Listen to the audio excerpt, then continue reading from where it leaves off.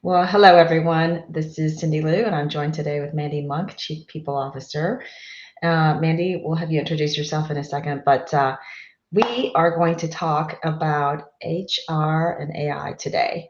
And I think it's a really important topic for those of you who may be in the category of "I'm not sure what to do yet," or you're waiting to see what the business is doing, or maybe the business doesn't want you to do anything yet. I think some of these case studies that Mandy's going to introduce is going to push you over the edge, right? To just get going. I think part of it is just get going. All right. So, Mandy, would you like to introduce yourself? And as Mandy's introducing herself, and if you joined us, please say hello in the chat and let us know where you're watching from today. Mandy, over to you. Hi, I am so excited to be here. Happy Wednesday, everyone. Super excited that I can join and talk about AI. My background is 20 plus years in the HR space. But prior to that, I was actually in IT. So I was a network engineer, a programmer, and a CIO. And so I had my nerdy hat on and my data hat, and just really felt driven to the people side. And so since then, I've been working with hospitality, retail, industrial, manufacturing, even some hospitals and others as well. Those that have dispersed large volumes of hourly population and others to really kind of drive growth in their business. Yeah, that's awesome. I forgot that about you, Mandy, that you've got both sides of the brain going here. Yes. Let's dive right into some of the case studies. If you've joined us, feel free to maybe just let us know if there's any sort of applications that you're thinking about using AI for.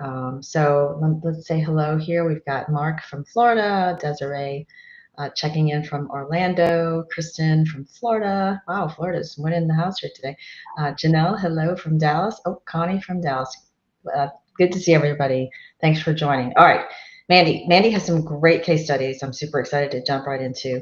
The first one has to do with order management system. And so tell me a little bit about what does order management look like to begin with, for those of us who aren't from the hospitality industry. Yeah, sure. So order management can be a lot of things, but it's about how do you take in an order from a guest or a client or someone, a server, what have you. In this particular example, it was a great case study. It kind of fell in my lap, to be honest. But I was out visiting some restaurants, and I remember having a conversation with the CEO after that to say, Mandy, we implemented this new AI tool and it's not working. And I said, well, let's talk about that. So they had implemented an AI tool within their order management system, meaning through the drive-through. So imagine being at a Burger King, a Wendy's, whatever that QSR, quick service fast food restaurant might be for you, and you come up to it, and it typically says, "Are you ordering from our mobile app?" or "Are you ordering our whatever the special item is, mushroom Swiss cheeseburger?" That is typically AI asking those particular questions. The great thing is that now it can actually go a step further, and it can actually take the order from the person at the window. That should save quite a bit of money from a labor perspective, should also increase the effectiveness of the order being taken correctly, as well as getting the order correct, and the guest out the window faster, quicker, and on correct in that process. Correct is important because Correct is it's really important. frustrating when you're lactose intolerant and you get cheese on your burger. Exactly, exactly. So what I found in speaking with that CEO and then actually going in and observing what was happening in some of these restaurants is that they had a true case study. They had a business plan all in place. They knew that it was going to reduce the number of people they needed at the drive-through. They knew how it was, what the outcomes were going to be. As soon as they installed this order management, this AI piece into the order management, they immediately took away the headcount or the hours from that labor plan and began to put it into practice. And so what they found is that many of the restaurants were actually turning it off. Mm, And so okay. they were turning it off because it wasn't capturing the orders correctly. They were having to deal with angry customers and guests at the window. They had now less labor hours to manage these issues and errors, and they were really struggling. So most of the people were like, this isn't working. We don't like it. It stinks. Take it off, turn it off, right? So they would just turn it off at the restaurant level versus, communicating it back up. And so the teams just didn't understand why their labor hours weren't going down, that they were seeing a lot of overtime and various other aspects because of that. And so what I found, at least from a case study perspective, is that there's two things you have to take into account with this. One is you have to train the AI tool just like you're going to train your team members as well. And I'll come back to that one in just a second. The second one is you have to have an understanding of the change management curve, meaning it takes time for the system to learn more, and it takes time for your teams to get up to speed on how this process is going to work before you get to full bright with those outcomes. So what do you mean by train the AI? So in training the AI, I'll give you an example. I might say, no cheese on that. Or Cindy, you might say, cut the cheese. Somebody else might say, I don't want that, right? And so the AI has to understand all the various ways that a guest might place an order to know that. In this particular way, the operators had programmed the system where they said 86 cheese, which is a hospitality restaurant term that we use in the back end, right? Okay. Most people don't know what 86 cheese means. Right. Not as a guest. And so the system would not remove the cheese. And so people were upset, right? Just as you mentioned. So you have to train the system. And over time, yes, it's also going to learn through the process, but you have to give it information up front so that it's learning through that process. And then your team members need time to get up to speed on how to use it and how to make corrections through that process. So once you identified this issue, then how did you guys correct it?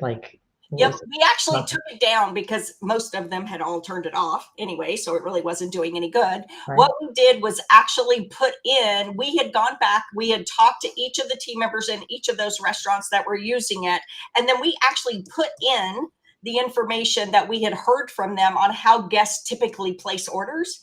Then we spent a month collecting information into AI through orders being placed. We didn't actually use the AI to take the order. We just used the AI to collect the information so that it was feeding the database and the information. Just a month of that, which then gave us a lot of information to use and to build into that network of stuff. See, even that listening skill is even important for AI.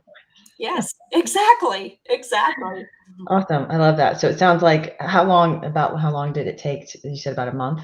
Yeah, we took a month it took about 6 weeks to redo everything, but we spent that 4 weeks getting people back up to speed and saying, we're really going to make this right this time, right? Giving them back the labor and really putting the right plan in place and getting the AI tool programmed and tested in the right way. Then we spent 2 weeks making sure that everything was sound, people were ready, and then we turned it on and made sure the right communication and things were in place. And it did a much better job.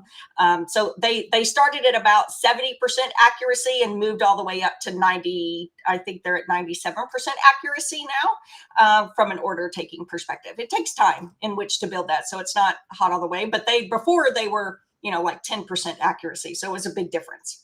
Okay, awesome. Well, hello. We're going to say hello to some of the folks. Terry. Connie, hello. Terry Snodgrass. Terry, I think you're the one who introduced me to Mandy. So thank you for that. Amitra, welcome from Kentucky. Mandy Clark from Florida. Aiden from Dallas. Diane from California. We've got Sherry from Plano, Texas. Me too. And then Cynthia from Las Vegas. Eric from Florida. And Leanne from Miami. Hola. All right. Thanks to everybody for joining. Okay. Second case study.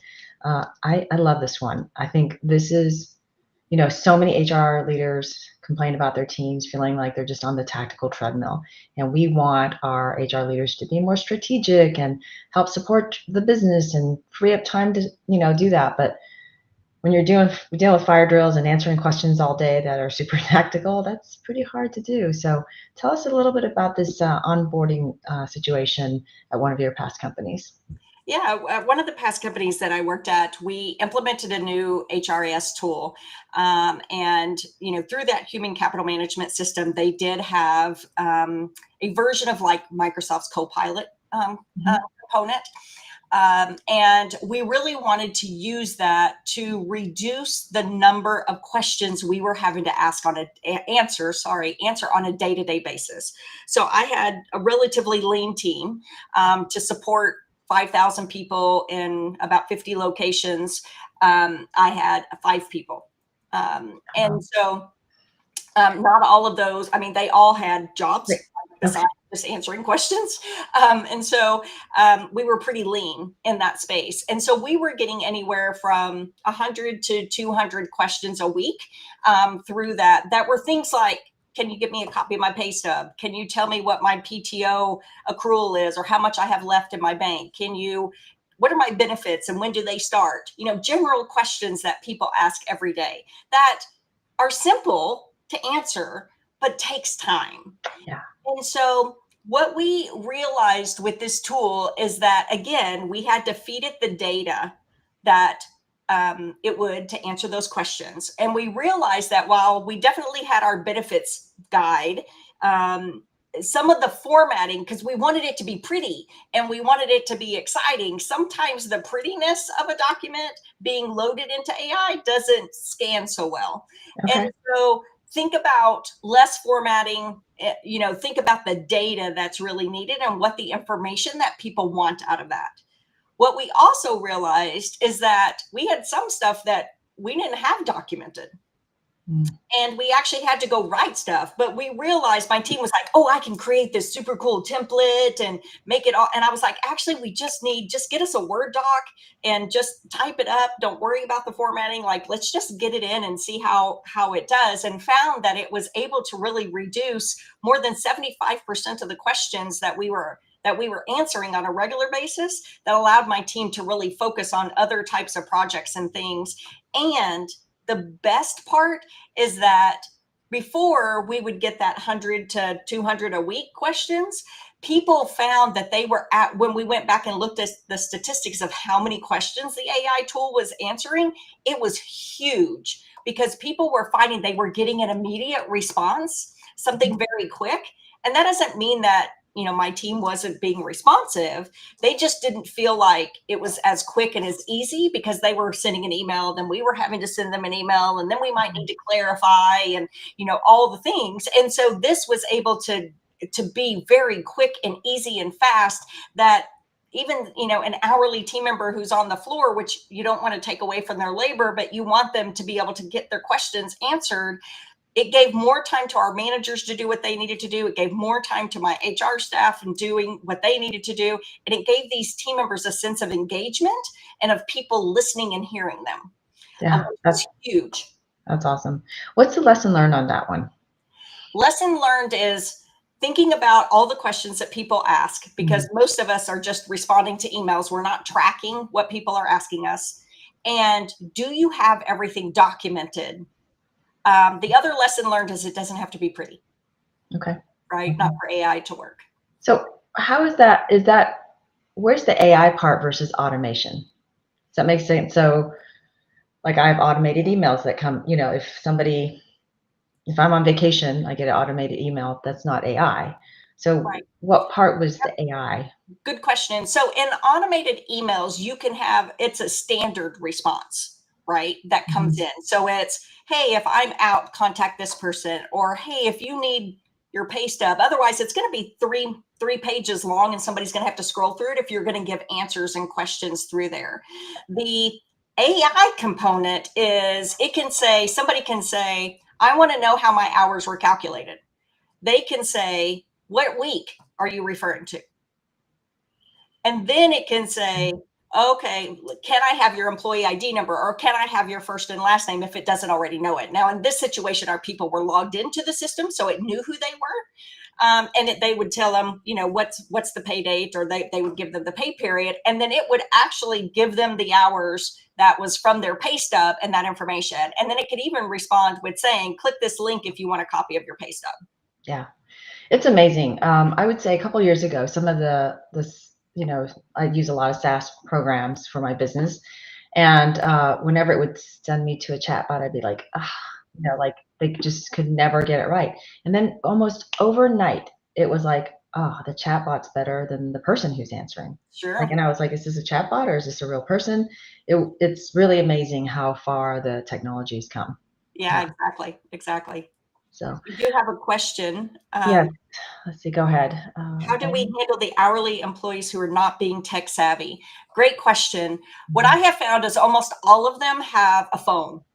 And the majority of these apps have some kind of app or easy way for them to access that, that they can get to. I don't know any person so far that I have seen in the, I don't know, bazillion companies that I've worked for, that they don't have some type of phone. And so a lot of these tools work pretty easy to actually integrate to their mobile apps or into a web environment that is easy to access from a phone perspective. Okay. Yeah. Big topic, right? Like Yeah. it's one thing to have the tool, but to get the engagement. The other side is the AI tools will also translate for you without you having to translate. So it can know that person can actually set their settings on their phone or whatever to Spanish or what have you, and it can take your content that is in English and actually translate it. Yeah, so good. So I want to welcome some more folks. Looks like we've got Tampa in the house. Welcome, Jason. Amy, hey, hello from DC. We've got, I can't see who that is, LinkedIn user. Okay, you've already answered that question. Carlos, welcome. Good to see you. And he has a question. Let's see. Do you happen to know what AI platform was used in your example? Yeah, sure. That particular example was Dayforce. Dayforce has, that's a human capital management system. Used to be called Ceridian. But they have done a phenomenal job with their AI co-pilot type tool. I can't remember what they call it, to be honest, because we called it something else. And so it actually worked pretty well. Yeah. I think, even if you don't have a system that has it built in, there are lots of tools that do it. I mean, outside of ChatGPT, right? If you have the free version or even the upgraded $20 a month version, I think they learn on your data, so you got to be careful about that. But like Notebook LM, free Google product, it's only learning on your data, and so that's something that you could literally, I think, load your employee manual, right? Yeah, exactly. We loaded all of our standard operating procedures, our benefits manual, our handbook, all of our policies and procedures, everything that was in our systems. It not only could people access those through that system, but it also used through the pilot as well, their co-pilot. So before we go to the next case study, it sounds like it saved your team a lot of time. Were there situations where you got to work on some more of the strategic work and freed up time? Yeah, one of the examples was as I mentioned, I had 5 people on the team and they would rotate taking turns, answering the questions in the box and whatnot and making sure. And so we had been struggling to get a labor project off the ground that we knew was really critical. We had a 12 to 18 month plan to get it completed. But our teams were like, but Mandy, it's $1 million in savings. Can we get it done faster? And of course, the answer was yes, we could. So by being able to launch this system, this actually gave this AI tool and being able to remove the HR questions from my team, or the majority of them, initially, again, takes time to get that cycle going, but it responded to about 90% of the questions that were coming in. And so we were able to get that labor project, which again saved us, I think it was about $780,000 in labor in 1 year. We were able to get it done in 6 months. Yeah. That's amazing. I think that companies need to pay attention, right? It's not just for convenience, but think of the projects that you can impact that actually drive top line or $1 million savings. Congrats, Mandy. That's Thank amazing. you. It's something that we've got to be paying attention to. Even if your executives are like, no, we're not interested, you got to find the case studies that Right. will light them up. I'll be Uh, honest, that was not part of our ROI in purchasing our HCM initially, because I just didn't know if it was going to really build that and were we really going to get to see the return on it. But we definitely did, and 5 people really, it made a huge difference in my team. and do And you think your team was like, oh, boo, they just took work from me? right? Yeah, everyone hated the box and the rotation of, is it my turn already to answer the box again? So Yeah, yeah, it was nice to be able to remove that option. yeah. Our intern at CHRO Partners is online today, Aiden, and in past, the interns would have to do really a lot of grunt work for me. But like this year, we have a kind of a joke. So Aiden, his last name is Herman, Huurman, and so we actually have something called a human check. So the human Herman check. And so, like, if we have content that we're pushing into I want somebody to check it against the videos or the transcripts. Like today, like this transcript will go in, and then Aiden will do a human Herman check. And I'm sure he's happier to do that kind of work because he's learning, right? And it's more interesting work than just data entry. Exactly, Yeah. exactly. And that's how my team felt. They felt that they were able to really utilize their skills. In fact, it was even an opportunity for me to train up some of my team and, increase their skills in areas because they weren't focused on some of that tactical items. They were able to really get in and coach and build some other programs that we didn't have time to do previously. Yeah. So, question, it says, did you train the employees? Maybe expand on that a little bit more. I'm not sure exactly what that means. We'll come back and answer that. And then, hello, Lori from Florida. That's awesome. Even the Herman check is impossible without AI. All right. Okay. So the third case study we have is around communications. I love this one as well. Tell us a little bit about what was the situation.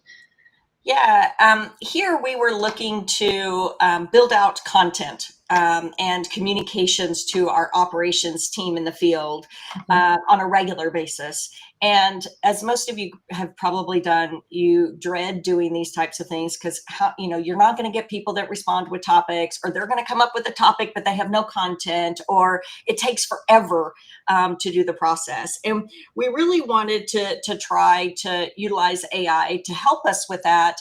And we started with us being HR and training, building out the content and the information, and we just weren't getting great responses. It just was falling flat. It just didn't feel like it was really connecting with the audience.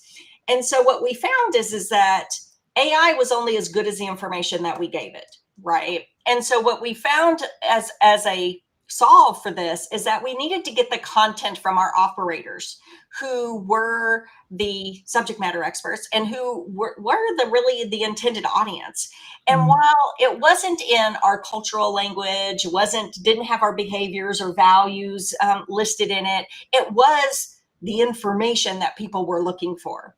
So we ended up taking that information, we loaded into our AI tool our values, our mission statement, our vision statement, our behaviors, all the things that we want our communication to, really be surrounded by that language. And then we put the information from the operators in and we said, write us content or a message or a theme or what have you, and add in the cultural language and the framework, and then spit that out.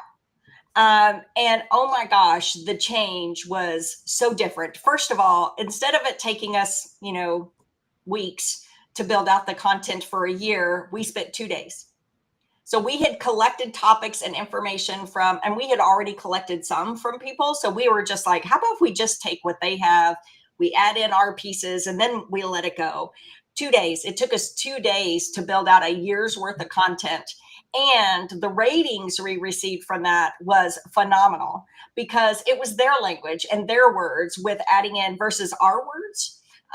And it just, we learned our lesson, right? That sometimes you just need to start at the base and stop trying to make it, all pretty and make it your way. Like, think about who your audience is, and then use that information to have then AI build out your content in your series of information very quickly and easily. My team was so happy about that. We had a happy hour to celebrate that one, because they were like, oh, like, is it time to write content again?